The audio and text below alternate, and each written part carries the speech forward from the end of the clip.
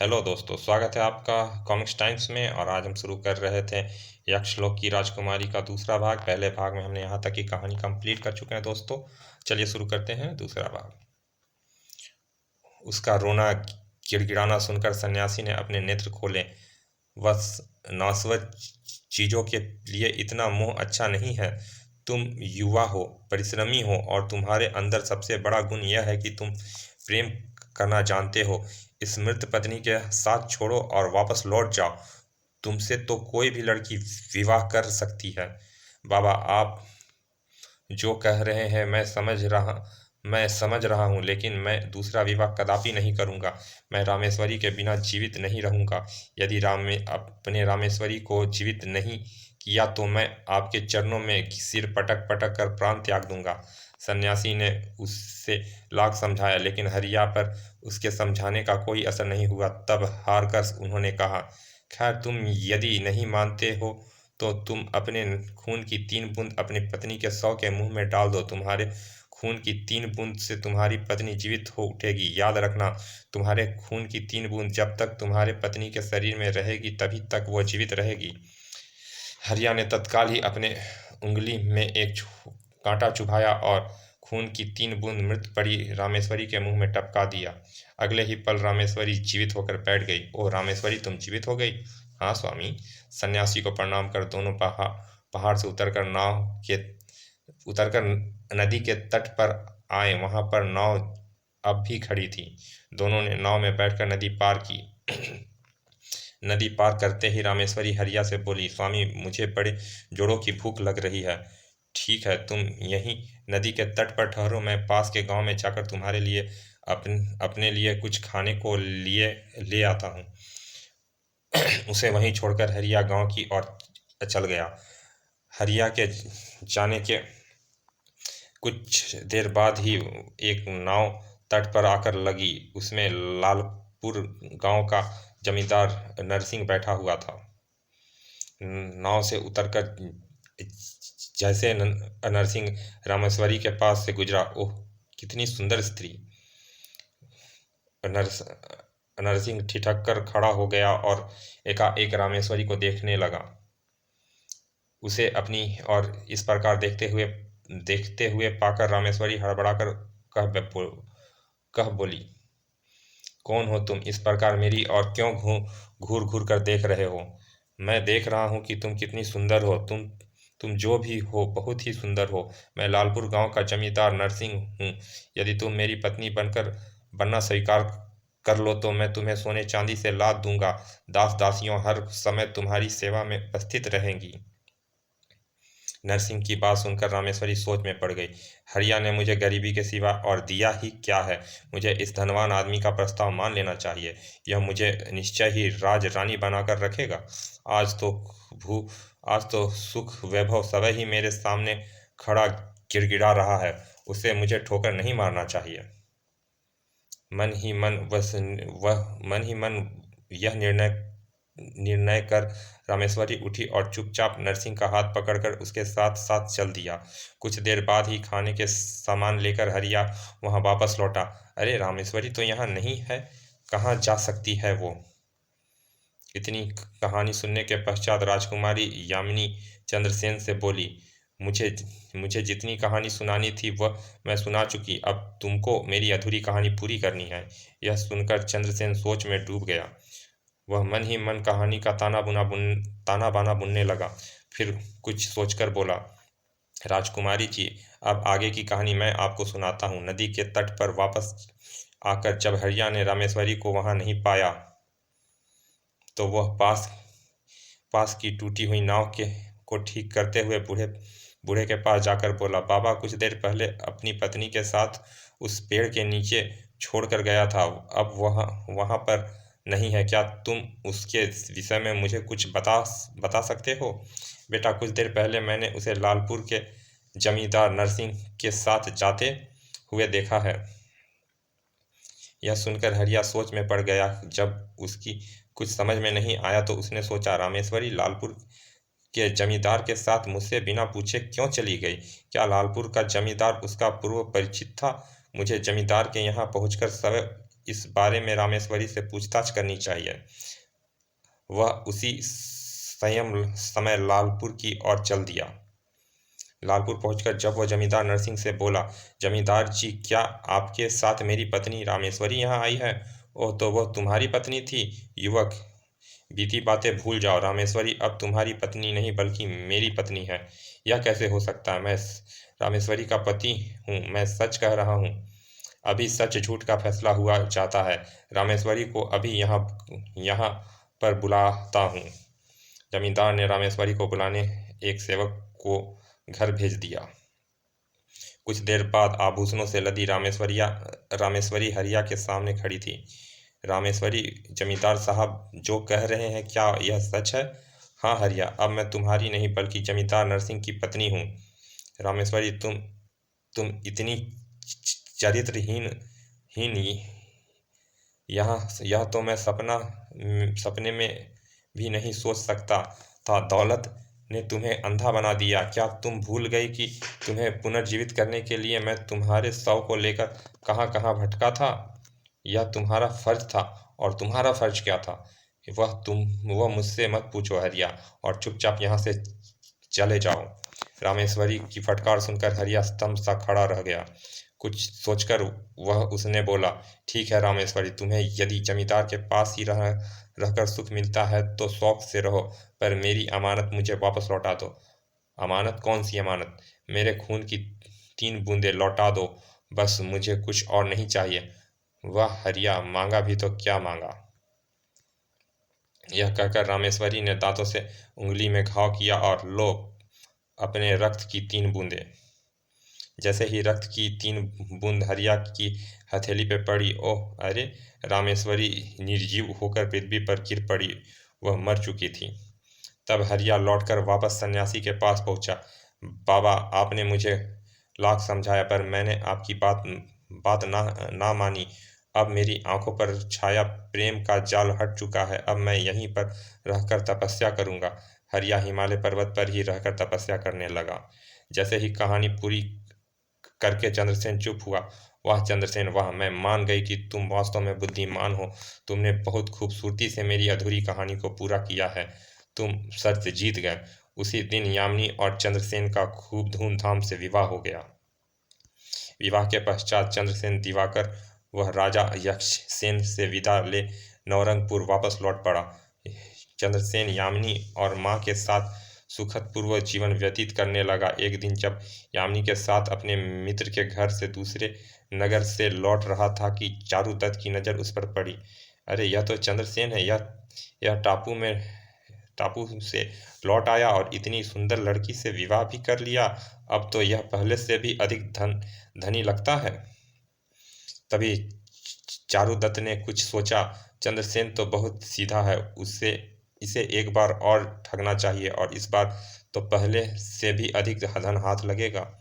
मन ही मन चंद्रसेन ठगने की योजना बनाकर चारुदत्त अगले दिन उसके घर जा पहुंचा।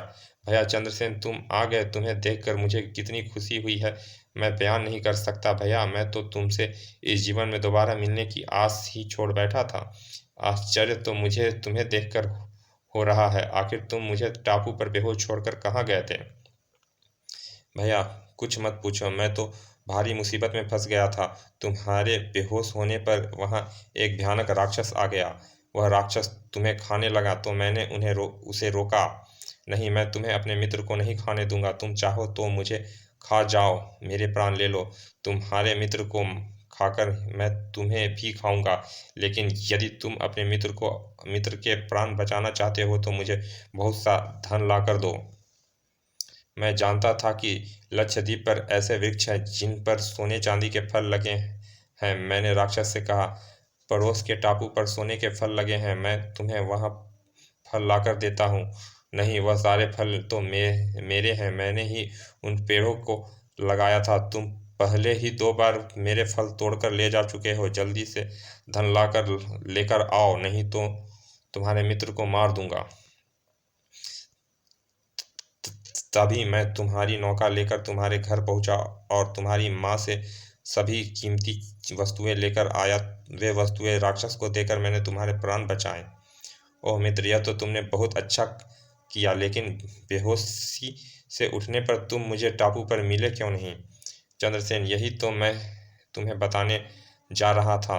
वह राक्षस बहुत दुष्ट निकला। मुझसे मुझसे सारा धन लेकर उसने मुझे उठाकर टापू से यहाँ नगर के किनारे पर फेंक दिया। भैया, तुम्हारे साथ जाने से मेरा व्यापार भी चौपट हो गया और मैं दर दर का भिखारी बन गया। चारुदत्त की बात पर चंद्रसेन को विश्वास हो गया। कोई बात नहीं चतुरसेन, जो होना था सो हो गया। अब तुम कोई चिंता ना करो, मेरे साथ मेरे घर में रहो। भगवान ने चाहा तो कुछ ही दिन में तुम पहले की तरह धनी बन जाओगे। भैया, मैं तुम्हारे उपकार का बदला कैसे चुकाऊंगा? चारुदत्त का नाटक काम कर गया। बस फिर क्या था, चारुदत्त का चक्कर फिर चलने लगा। यह चंद्रसेन के साथ मजे से रहने लगा। उसे चंद्रसेन की जादुई माला के बारे में भी पता चल गया था। एक दिन, भैया चंद्रसेन, ऊंचे पर्वत की एक गुफा में एक बहुत बड़े सन्यासी रहते हैं। यदि हम उन्हें किसी प्रकार प्रसन्न कर सकें तो वह हमें पलक झपकते ही करोड़पति बना देंगे, सारा घर सोने चांदी से भर देंगे। तो फिर इसमें सोचना क्या है? तुरंत उनके पास जाकर बहुत सा धन ले आओ। हमें व्यापार के लिए धन की बहुत ज़रूरत है। चंद्रसेन, सन्यासी बाबा के पास पहुंचना बहुत मुश्किल है। पहाड़ पर चढ़कर उनके पास पहुंचने में महीने लग जाएंगे। अरे तुम उसके पास पहुंचने की चिंता न करो, मैं तुम्हें माला की सहायता से पलक झपकते वहां पहुंचा देता हूँ। बस तुम एक बार मुझे उस गुफा तक पहुंचा दो, फिर यह माला और सारा धन मेरा होगा। अपनी योजना की प्रारंभ सफलता देखकर वह मन ही मन खुश हो उठा। अगले पल ही चंद्रसेन माला की सहायता से चारुदत्त का हाथ पकड़ के आकाश में उड़ रहा था। अरे यह सचमुच अरे सचमुच यह तो जादुई माला है। कुछ ही देर में दोनों ऊंचे पहाड़ की गुफा के द्वार पर पहुंच गए। चंद्रसेन, यही वह गुफा है, आओ हम दोनों अंदर चलकर सन्यासी बाबा के दर्शन करें। गुफा में अंदर जाने पर कोई नहीं मिला तो चंद्रसेन ने हैरानी से पूछा, चंद्रसेन, यहाँ तो सन्यासी का कोई नामो निशान भी नहीं दिखाई दे रहा है। सन्यासी बाबा को यहीं होना चाहिए था, शायद वह किसी काम से बाहर गए हैं, इसीलिए हम दोनों यहाँ पर बैठकर उनकी प्रतीक्षा करते हैं। बहुत देर तक दोनों प्रतीक्षा करते रहे। सन्यासी ने ने वहाँ नहीं आना था सो नहीं आया, लेकिन चंद्रसेन को नींद अवश्य आ गई। चंद्रसेन तो बहुत गहरी नींद में सोया जान पड़ता है। बस यही सबसे अच्छा मौका है। इससे पहले इसके गले में माला उतारूं और यहाँ से 9-2-11 हो जाऊं। अगले ही पल चारुदत्त ने चंद्रसेन के गले में माला उतारी और सवै माला पहनकर नगर की ओर उड़कर चल दिया। आहा, अब चंद्रसेन यहाँ पर भूखा प्यासा मरेगा और मैं उसकी सारी संपत्ति लेकर माला की सहायता से कहीं दूर भाग जाऊंगा। अरे चंद्रसेन की सुंदर पत्नी यामिनी के बारे में मैंने कुछ सोचा नहीं। यदि मैं उसे राजकुमार की भेंट कर दूं तो वह मुझे बहुत सा धन देगा। यह सोचकर चारुदत्त चंद्रसेन के घर की छत पर उतरकर यामिनी के पास पहुंचा। वह मन ही मन पूरी योजना बना चुका था। अरे चतुर्सेन, तुम सेठ जी के साथ गए थे और अकेले लौटकर आए हो, उन्हें कहाँ छोड़ आए हो? भाभी जी, सेठ जी को राजकुमार ने अपना मेहमान बनाया है, वह तुम्हें भी महल में बुला रहे हैं, तभी तो उन्होंने मुझे यह माला देकर भेजा है। भोली भाली यामिनी चारुदत्त की बात को नहीं समझ सकी और जल्द ही सज धज कर उसके साथ महल की ओर चल दी। कुछ ही देर में वह महल में पहुंच गई। चारुदत्त यामिनी को राजकुमार के पास ले गया तो वह उसकी सुंदरता देखकर मंत्रमुग्ध होकर रह गया। इतनी सुंदर युक्ति मैंने आज से पहले कभी नहीं देखी। यह तो अवश्य ही स्वर्गलोक की कोई अप्सरा है। राजकुमार जी, मेरी ओर से भेंट स्वीकार करें। अब यह आपके महल में रहेगी। हमें तुम्हारी भेंट स्वीकार है युवक। हम तुम्हें इसके बदले में बहुत धन दौलत देंगे। अरे चतुर्सेन, यह सब क्या कह रहा है? चारुदत्त यामिनी को वहां छोड़कर और राजकुमार से बहुत सा धन लेकर चला गया। कुछ देर के बाद यामिनी ने चंद्रसेन के बारे में पूछा तो हम किसी चंद्रसेन को नहीं जानते। अब तुम यही महल में रहोगी और हम तुमसे विवाह करके तुम्हें अपनी रानी बनाएंगे। लेकिन मैं तुमसे कभी विवाह नहीं करूंगी। मेरा विवाह चंद्रसेन से के साथ हो चुका है। यामिनी, तुम्हें मेरे साथ विवाह करना होगा, नहीं तो मैं तुम्हें बंदी बनाकर कारागार में डाल दूंगा। मुझे बंदी बनकर रहना स्वीकार है, लेकिन तुम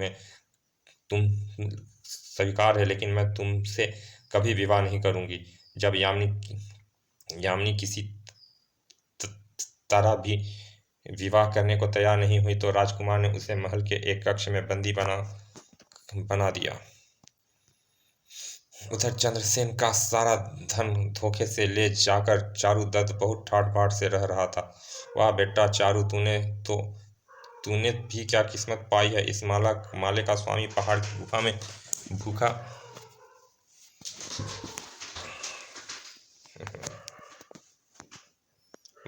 भूखा मर रहा होगा, और तू यहाँ सुंदरियों के साथ मौज कर रहा है। कुछ दिन ऐसे ही बीत गए। एक दिन यामिनी ने कुछ सोचा, यह सब उस दुष्ट चतुर्सेन ने किया है। उसी ने धोखे से मेरे पति से माला छीनी है और उसी ने मुझे राजकुमार के चक्कर में फंसाया है। लेकिन अब मैं भी उसे नहीं छोड़ूंगी। ऐसा बदला लूंगी कि उसकी 7 पीढ़ी भी याद करेगी। मन ही मन कुछ सोचकर यामिनी ने राजकुमार को अपने कक्ष में बुलवाया। जब राजकुमार वहां आए तो उसने कहा, राजकुमार, मैं तुमसे एक शर्त पर विवाह कर सकती हूँ। कौन सी शर्त यामिनी, जल्दी बोलो। मैं तुम्हारी हर शर्त मानने को तैयार हूँ। मेरे पति के पास एक माला थी, वह माला उस चतुर्सेन के पास है। यदि वह माला तुम मुझे लाकर दो तो मैं तुमसे विवाह कर लूंगी। राजकुमार ने तुरंत कुछ सैनिकों को चारुदत्त के घर भेजा। सैनिक उससे जबरदस्ती माला छीन कर ले आए। राजकुमार ने माला यामिनी को दे दी। बस अब तुम तुरंत विवाह की तैयारी कीजिए, कल मैं आपसे विवाह करूंगी। राजकुमार मन ही मन खुश होता हुआ बाहर चला गया। राजकुमार के बाहर जाते ही यामिनी ने माले से कहा, माला, मुझे तुरंत मेरे पति चंद्रसेन के पास ले चलो। और माला उसे उड़ाकर ऊंचे पर्वत की गुफा की ओर ले चली। कुछ ही देर में यामिनी चंद्रसेन के पास पहुंच गई। यामिनी, चतुर्सेन ने मुझे फिर धोखा दे दिया। स्वामी, उसने आपको ही नहीं मुझे भी मुसीबत में फंसा दिया था, लेकिन मैं अपनी बुद्धि से बचकर निकल आई हूँ। यह कहकर उसने सारी कहानी सुना दी और फिर माला की सहायता से यामिनी को घर पहुंचाकर चतुर्सेन के घर की ओर उड़ चला। कुबेर की इस वेशभूषा में चतुर्सेन को ऐसा मजा चखाऊंगा कि उसे छठी का दूध याद आ जाएगा। जैसे ही वह चारुदत्त के घर के आंगन में जाकर उतरा, कौन है आप? डरो नहीं, मैं कुबेर हूँ। तुम पर प्रसन्न होकर तुम्हें मालामाल करने आया हूँ। क्या आप कुबेर हैं? चारुदत्त ने तुरंत ही चंद्रसेन के पांव पकड़ लिया। यह देखकर, उठो, मैं तुम्हें मालामाल कर दूंगा, पर धन पाने के लिए तुम्हें एक परीक्षा देनी होगी। कैसी परीक्षा? थोड़े समय के लिए तुम्हें राक्षस का रूप धरकर नगर की सबसे ऊंची मीनार पर खड़ा होना पड़ेगा। मुझे स्वीकार है भगवान। चारुदत्त ने खुशी खुशी चंद्रसेन के निर्देश अनुसार राक्षस का रूप धरा। तब उसका हाथ पकड़कर चंद्रसेन आकाश में उड़ गया। ओह, मेरी तो किस्मत ही खुल गई, साक्षात कुबेर मेरे साथ हैं। यह चारुदत्त को लेकर नगर की सबसे ऊंची मीनार पर उतरा। चारुदत्त, जब तक मैं वापस न लौटूं तुम्हें इसी मीनार पर इसी रूप में खड़े रहना है। मैं शीघ्र ही धन संपत्ति लेकर तुम्हारे पास लौटूंगा। जो आ गया कुबेर। चारुदत्त को मीनार पर छोड़ चंद्रसेन वहां से उड़ गया। अब वह नगर के ऊपर उड़ कर चिल्लाकर घोषणा करने लगा, नवरंगपुर के वासियों, मैं देवलोक से आया देवदूत हूँ। आज तुम्हारे ऊपर नगर के सबसे ऊंची मीनार से एक महाभयानक रोग गिरेगा। वह राक्षस के रूप में है। उसे मीनार से नीचे ना गिरने देना। यदि ऐसा हुआ तो नवरंगपुर राज्य का नामो निशान मिट जाएगा। वह राक्षस आकाश से नगर के मीनार पर उतर आया है। इतना कहकर चंद्रसेन उड़ता हुआ लोगों की दृष्टि से उछल होने लगा। उधर चंद्रसेन की घोषणा सुनते ही लोगों में खलबली मच गई। ओह, अब क्या होगा? हमें शीघ्र ही मीनार के पास पहुंचकर वास्तविकता मालूम करनी चाहिए। लोगों की भीड़ लोगों की भीड़ शीघ्र ही मीनार के चारों ओर इकट्ठा हो गई। अरे, यहाँ तो सचमुच ही मीनार पर राक्षस खड़ा हुआ है। मीनार के चारों ओर आग लगा दो, जिससे महारोग रूपी राक्षस नीचे गिरे गिरे तो आग में जलकर भस्म हो जाए। शीघ्र ही मीनार के चारों ओर आग लगा दी गई। ओह, अब मैं क्या करूं? कुबेर तो अभी तक धन लेकर वापस नहीं लौटा। तभी फर्राट से उड़ता हुआ चंद्रसेन उसके ऊपर से गुजरा। बस, मुझे खेद है, भगवान ने मुझे धन देने से इनकार कर दिया है।